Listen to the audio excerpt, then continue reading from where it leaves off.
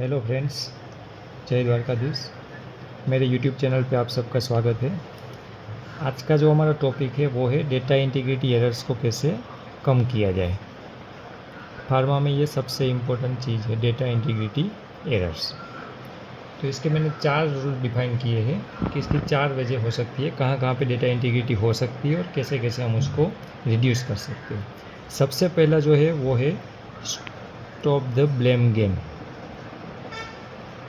मतलब अगर किसी से कोई एरर हो जाती है तो उसको ब्लेम करने की जगह पे उसको करेक्ट कीजिए, क्योंकि जब भी कोई भी आपका एनालिस्ट है या पूरी कोई भी टीम है एनालिस्ट की, तो वो जब सेफ फील करेगी ना, तो वो सही रिजल्ट जो रहेंगे आपका वो उसको रिपोर्ट करेंगे।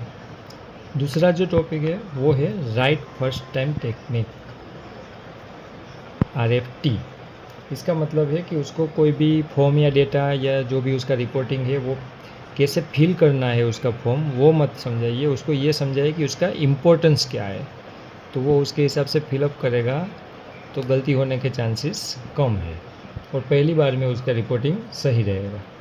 इसके बाद तीसरा जो है वो है real time documentation. Real time documentation इसका मतलब है कि आपने जिस टाइम पे जो भी एक्टिविटी परफॉर्म की है उसी टाइम पे उसको आपको रिपोर्ट करना है। अगर आपका लॉगबुक है किसी इंस्ट्रूमेंट का, या आप उसको ऑनलाइन लैपटॉप पे या आपका कोई टैबलेट है उस पर रिपोर्ट कर रहे हैं, तो वो ऐसी जगह पे होना चाहिए कि इंस्ट्रूमेंट के पास ही रहे। मानो कि कोई बैलेंस है, पीएच मीटर है या कोई भी छोटे मोटे इंस्ट्रूमेंट है, उसके पास में अगर उसका लॉगबुक रहेगा तो सब लोग उसमें ऑनलाइन एंट्री करेंगे। अगर लॉगबुक थोड़ा दूर रहेगा तो सबके दिमाग में आएगा कि बाद में कर दूंगा, और उसके बाद वो उसको भूल जाएंगे। तो जहाँ तक हो इंस्ट्रूमेंट के आसपास ही उसका लॉगबुक या टैबलेट अवेलेबल होना चाहिए। उसके बाद सबसे लास्ट है और सबसे इम्पोर्टेंट है पेपर वर्क। पेपर वर्क को सिंप्लीफाई करना है। How to simplify the paper work. अगर आपका कोई फॉर्म है, कोई चेक लिस्ट हो गई, ये सब अगर कंफ्यूजिंग है या उसके वर्डिंग समझ में नहीं आ रही है तो गलती होने के चांसेस ज़्यादा है।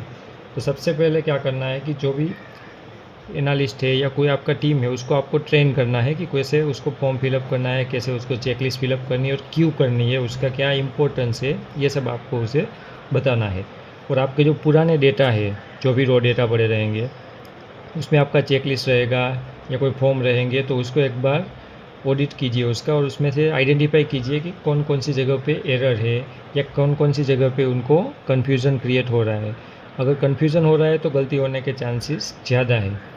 तो ट्राई कीजिए कि आपका जो भी डिज़ाइन है फॉर्म का या चेकलिस्ट का वो सिंपल होना चाहिए, ताकि सबको समझ में भी आए और एरर भी कम रहे।